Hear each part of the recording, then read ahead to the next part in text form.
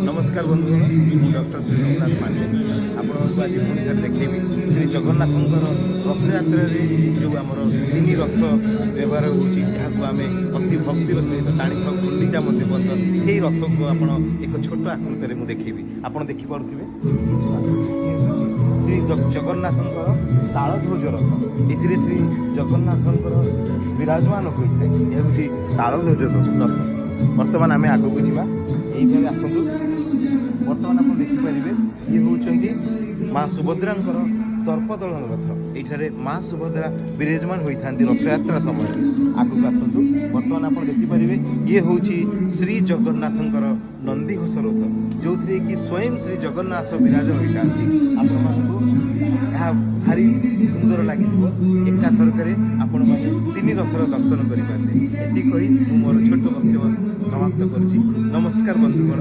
Jai Jagannath.